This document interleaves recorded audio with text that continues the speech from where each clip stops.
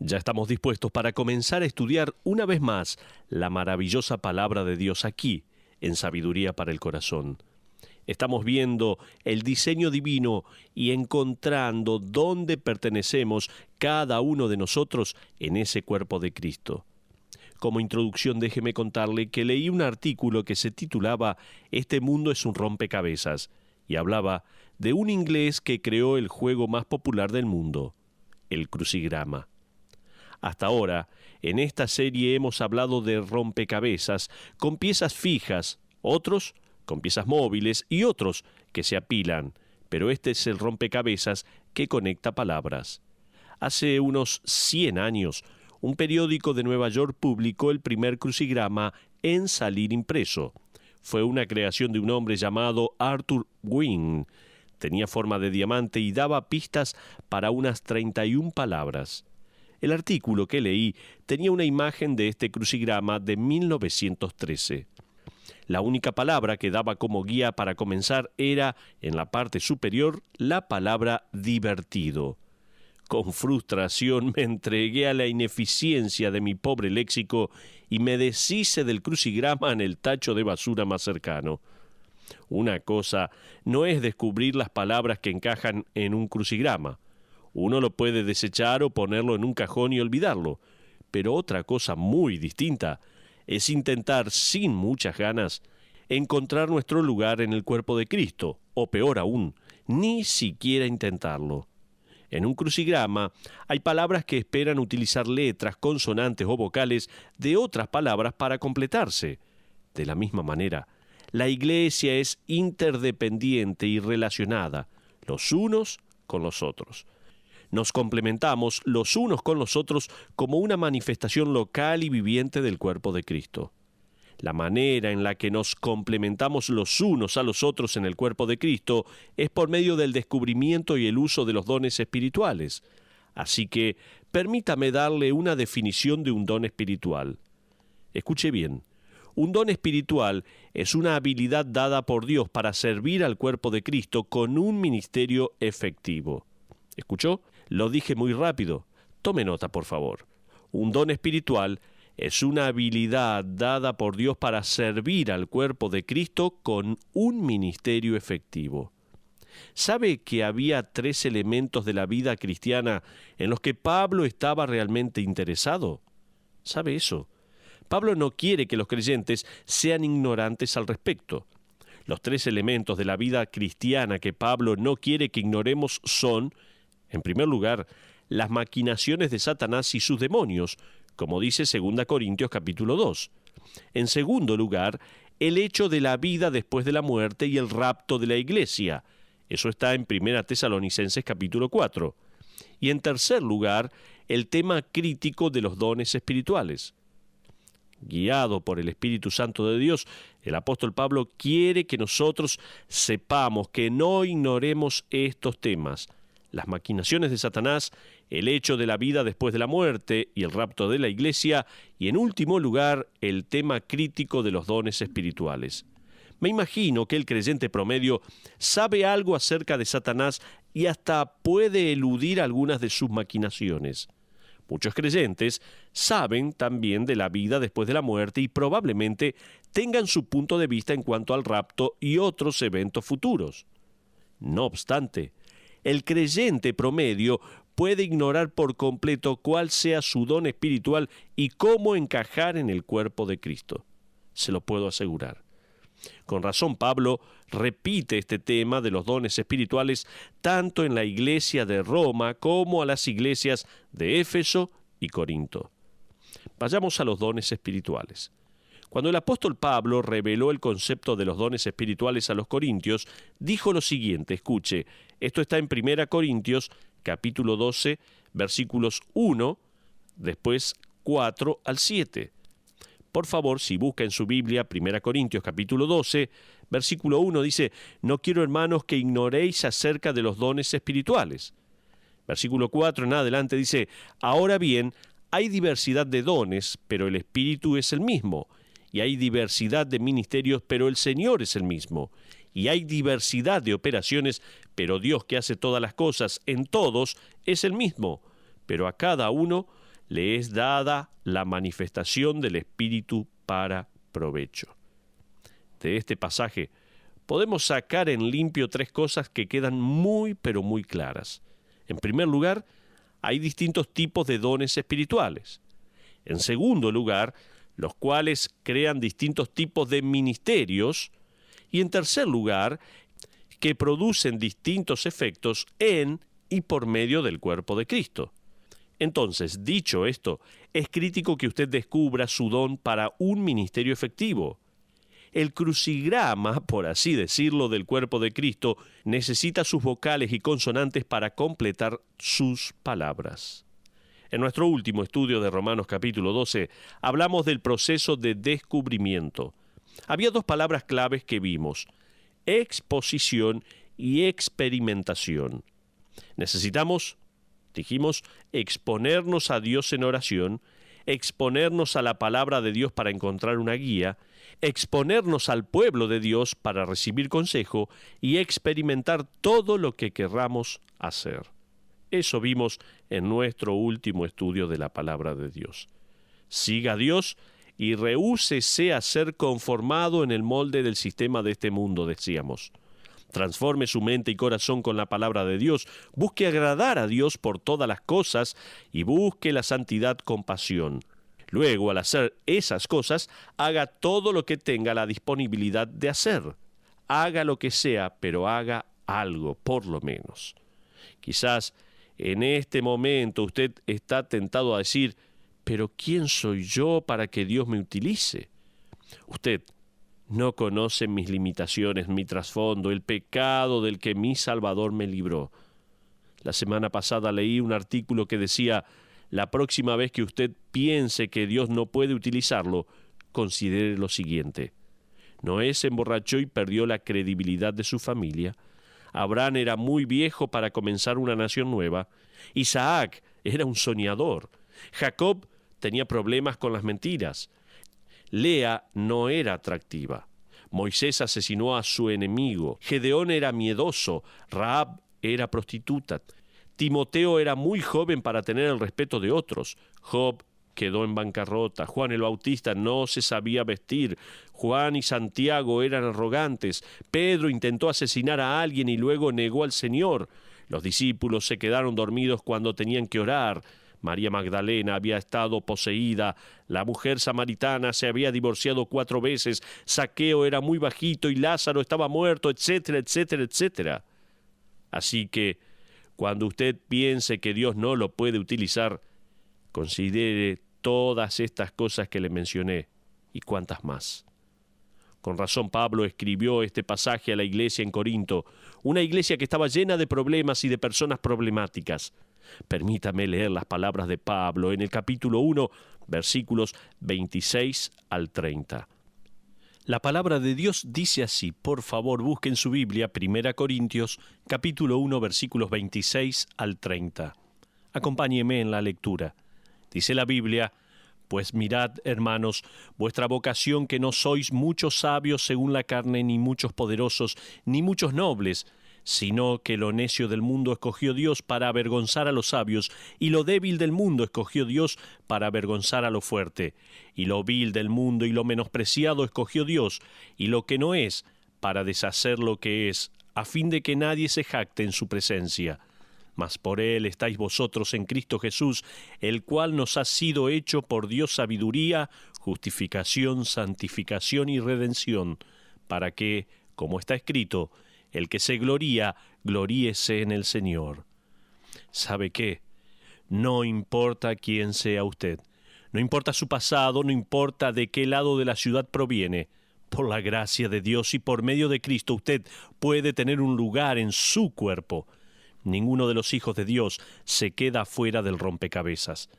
Vaya ahora conmigo, por favor, a Romanos capítulo 12, versículo 6, y escuche bien lo que este versículo nos dice.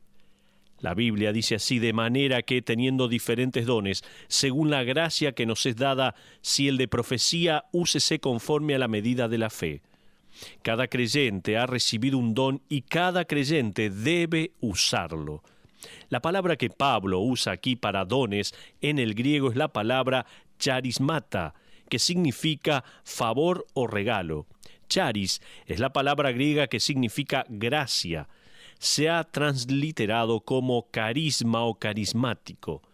De hecho, ha pasado a utilizarse para identificar al movimiento carismático.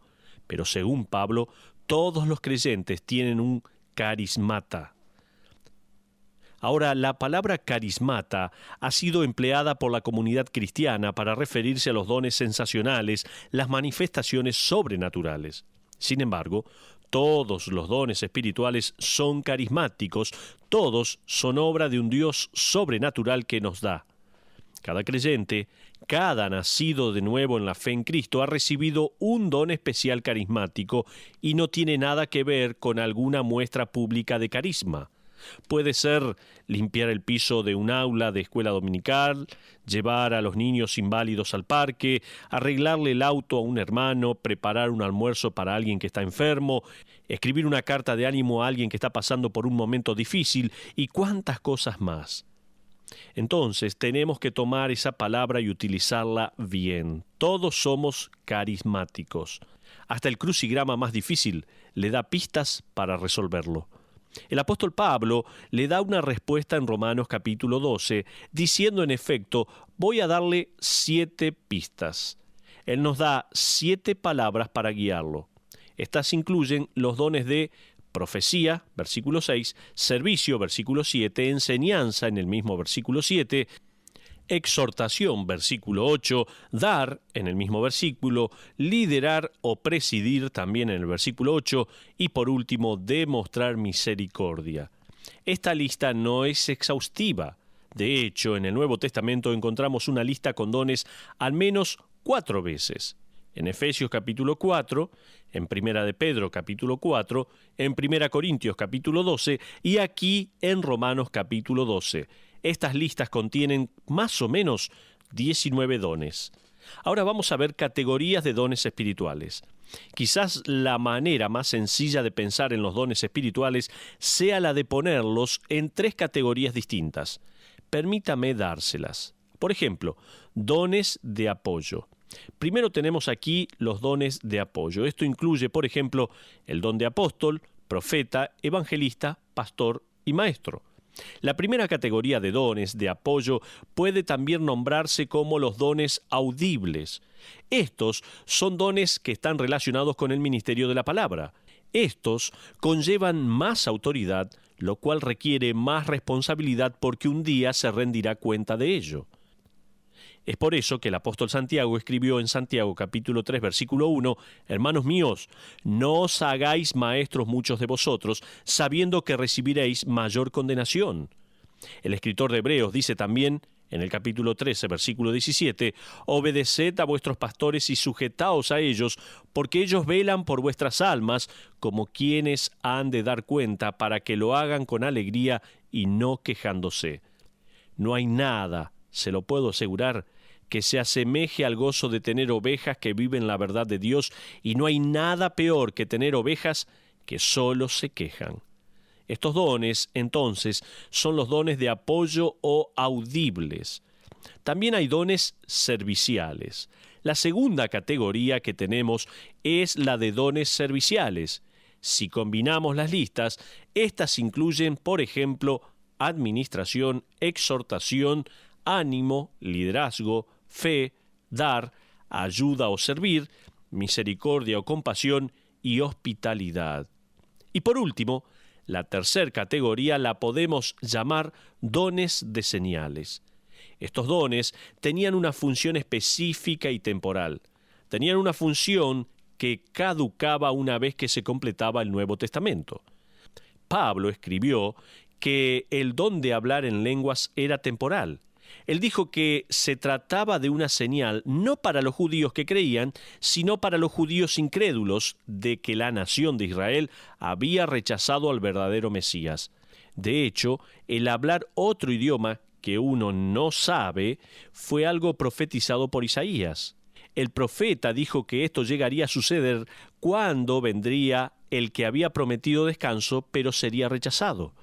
En 1 Corintios capítulo 13, Pablo claramente dice que hay 3 dones que son temporales.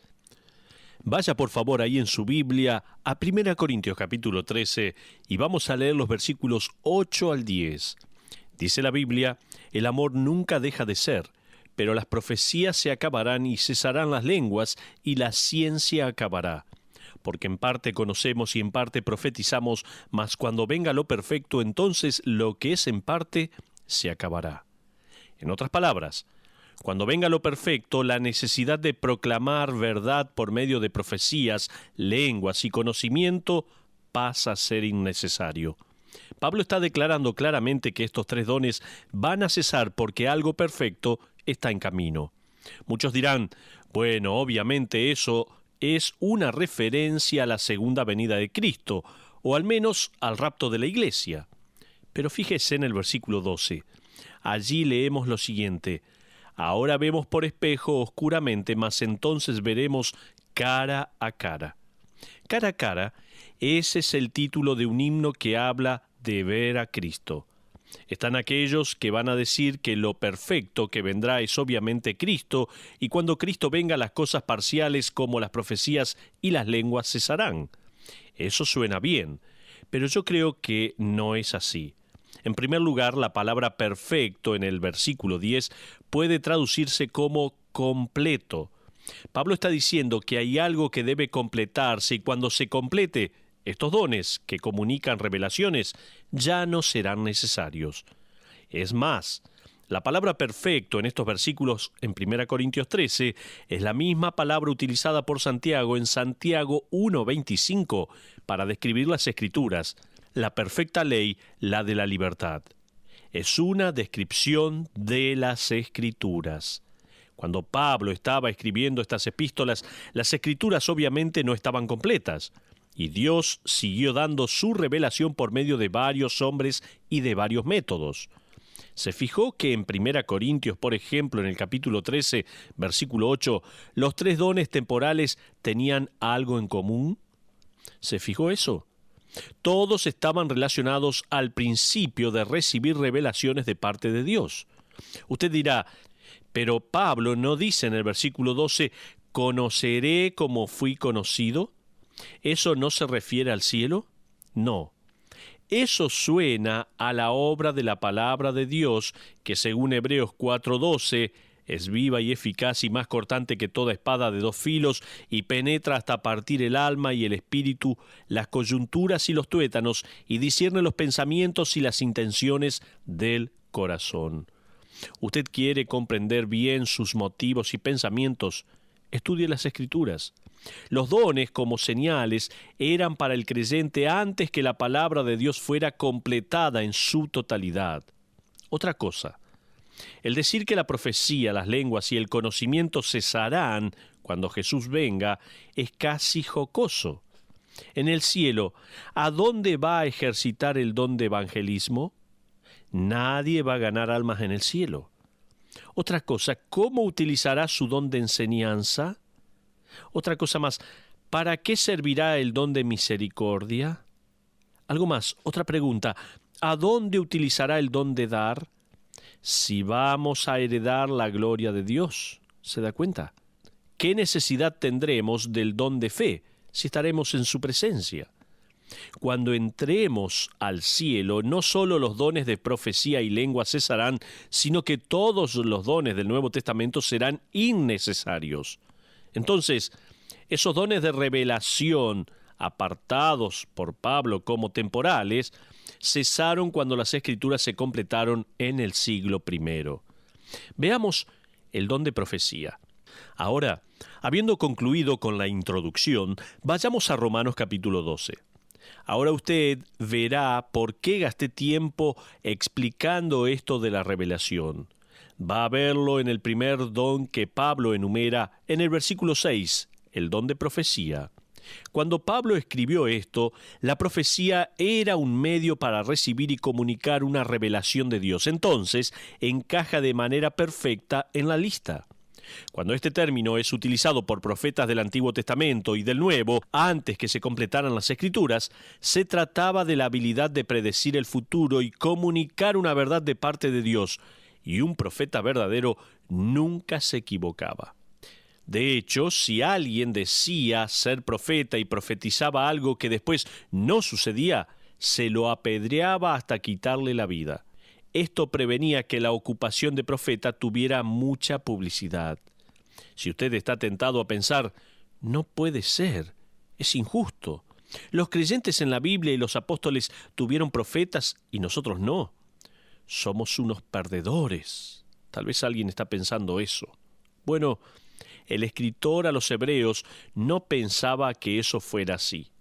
Fíjese que al escribir en el capítulo 1, versículos 1 y 2, dice así la palabra: Dios, habiendo hablado muchas veces y de muchas maneras en otro tiempo a los padres por los profetas, en estos postreros días nos ha hablado por el Hijo.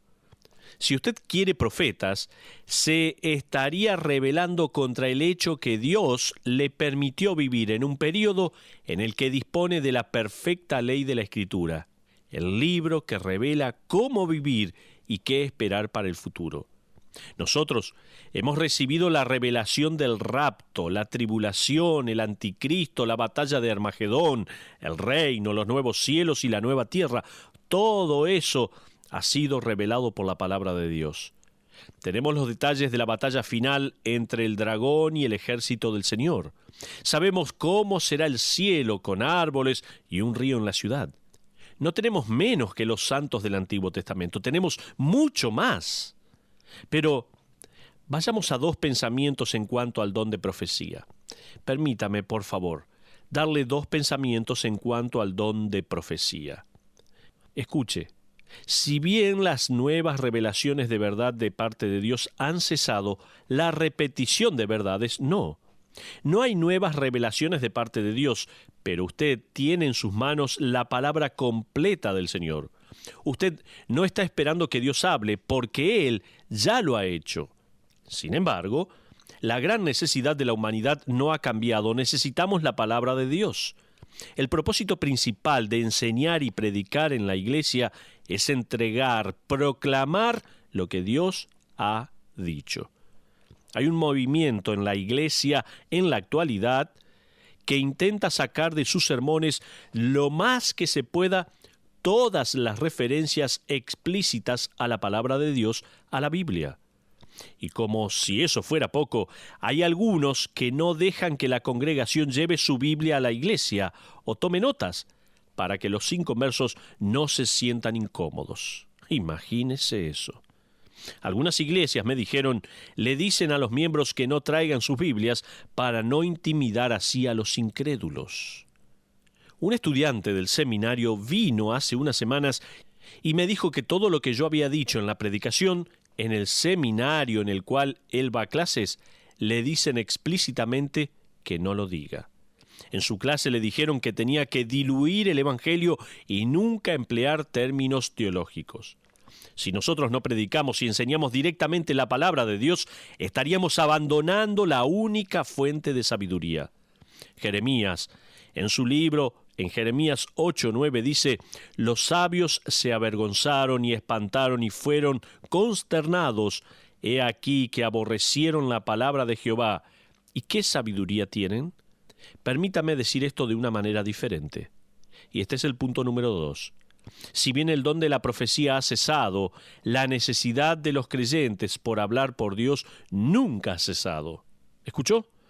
Si bien el don de la profecía ha cesado, la necesidad de los creyentes por hablar por Dios nunca ha cesado.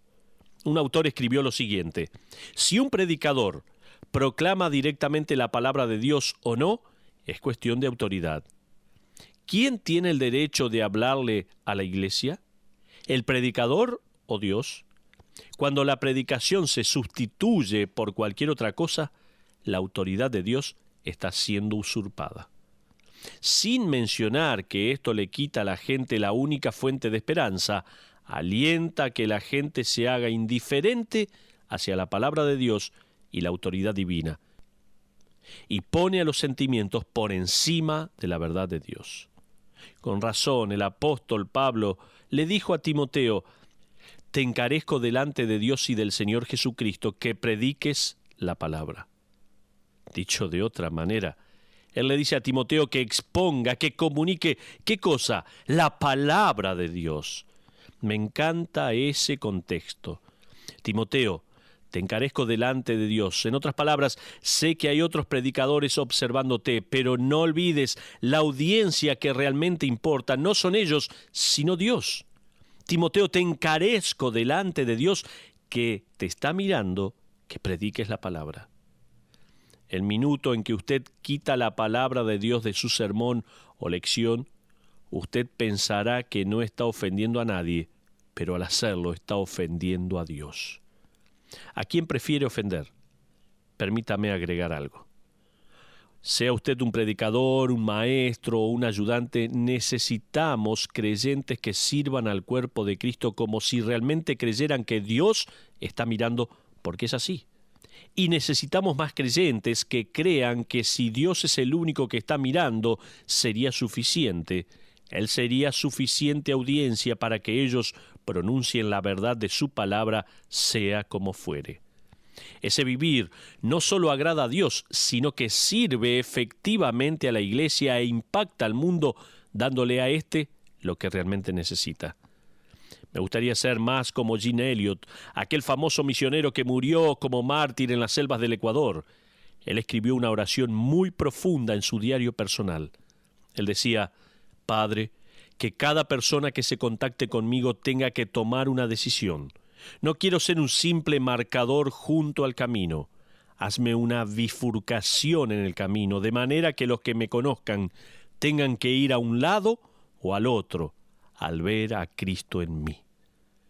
Y eso es lo que cada uno de nosotros tiene que vivir.